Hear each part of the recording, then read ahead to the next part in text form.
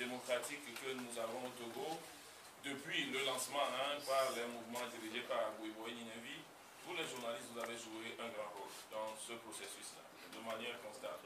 Vous jouez le rôle d'informer, vous jouez le rôle d'éclaireur et en même temps, c'est vous qui tirez la sonnette d'alarme. Si vous faites le travail bien et vous voulez nous aider.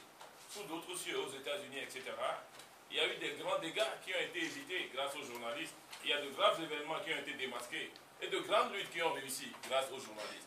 On se trouve dans une situation où, au moment où la chose se gâte, personne ne dit rien. Parce que vous auriez pu, avec cette percutance-là, dire les choses au moment où les choses se gâtaient, où les gens évitaient les dispositions que nous avions prises pour que nous puissions être ensemble. Mais ça, on a vu qu'en ce moment-là, les journalistes n'ont pas tiré la sonnette d'alarme. Comme s'il y a des gens qui sont des saints et à qui on ne touche pas ou qu'on ne critique pas pour qu'ils se corrigent. Maintenant, ces événements sont passés. Nous, on n'a rien dit. À la fin des événements, même avant les élections, si vous avez lu une interview que Jean-Pierre Fabre a accordée à l'Observateur Parga, j'ai une copie de l'interview encore dans mon sac, où il s'attaquait à la coalition Arc-en-Ciel pour dire qu'il ne voulait pas aller à ces élections et que c'est la coalition Arc-en-Ciel qui les a entraînés dans ces élections, en faisant même utiliser aux journalistes le mot de traite. Alors, mais est-ce qu'ils sont des bambins pour que nous les entraînions dans quelque chose où ils ne veulent pas y aller? Et ça a continué sur les médias. Le premier meeting qu'ils ont organisé, la première marche qu'ils ont organisée, ils ont continué à nous attaquer, alors que ce n'est pas nous qui avons gâté la chose. Tout le monde sait qui voulait nécessairement, qui était pour ce peuple à genoux pour qu'on puisse faire des listes communes, et qui n'a pas voulu. Bon, alors, il a attaqué, moi j'ai répondu, moi je ne fais que répondre. Et ce sera comme ça maintenant. Une fois que quelqu'un attaque, nous répondrons, parce qu'on ne fera plus ce qu'on a fait par le passé. Si vous n'êtes pas en mesure de dire aux gens, au moment où les faits se passent, que c'est grave ce que vous faites, vous allez gâter là. Quand c'est gâté et que les gens attaquent, il ne faut pas venir nous demander, nous, pourquoi nous répondons. Pourquoi n'avez-vous pas demandé à celui qui est attaqué pourquoi il attaque? Moi, je crois que c'est ma simple réponse à cette question-là. C'est bon, merci.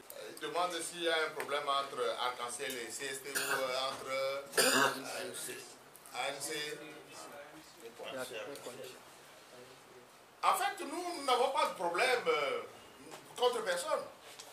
Le problème que nous posons, c'est nous demandons que ce soit Arc-en-Ciel, que ce soit le CST, que ce soit l'ANC, que nous puissions reposer le problème d'unité d'action de l'opposition. C'est tout.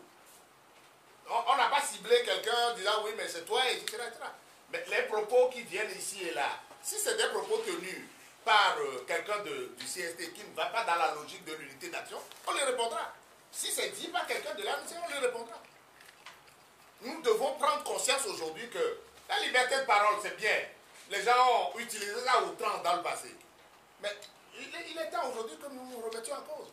Est-ce que vous pouvez imaginer qu'en pleine campagne électorale, au moment où nous avons tenté de nous unir, et on n'a pas pu, et on a promis que nous n'avons comme adversaire que le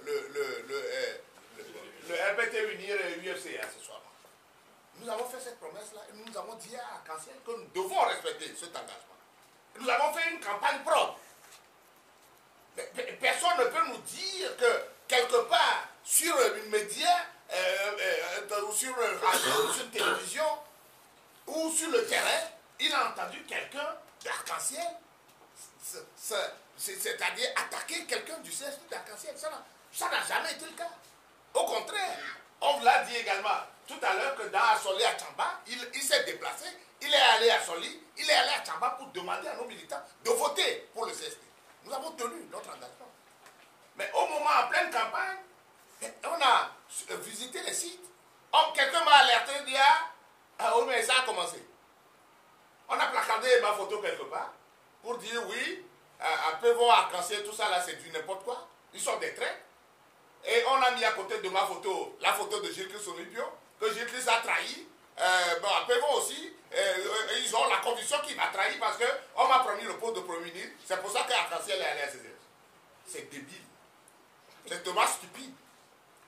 Je n'ai pas répondu. J'ai pris de la hauteur. J'ai dit je ne vais pas répondre. Je ne vais pas répondre. Et je n'ai pas répondu. Parce que nous ne sommes plus dans ces enfantillages-là. C'est de la bambinerie. Ça, c'est c'est de la bambinerie.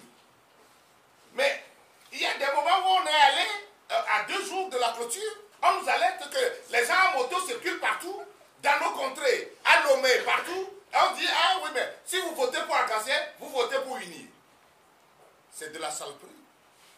Si nous sommes aujourd'hui dans l'opposition, nous ne comprendrons pas que c'est dans la solidarité que nous allons gagner UNIR et que nous allons nous compléter avec ce jeu bizarre-là. Mais pourquoi nous nous plaignons du résultat?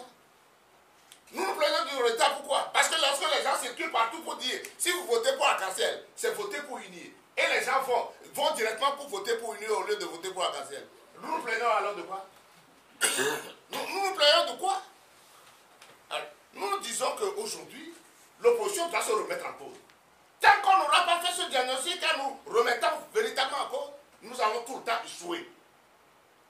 Donc, nous n'avons pas un problème contre qui que ce soit. Mais de grâce, nous disons désormais là, que les gens doivent comprendre que nous sommes tués pendant longtemps. Nous avons pris nos responsabilités. Nous avons voulu attendre une période jusqu'à la proclamation officielle des résultats. Mais celui qui nous attaque là, celui qui nous attaque, il aura la réponse. Si on veut qu'on s'entende au niveau de l'opposition, nous attendrons. Et nous sommes disposés à nous entendre.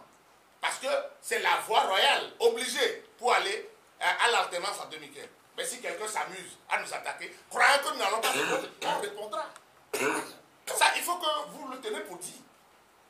Donc, nous n'avons pas de problème avec qui que ce soit. Nous avons des problèmes sur la stratégie que nous avons utilisée. Nous disons maintenant, il faut cesser d'être des enfants.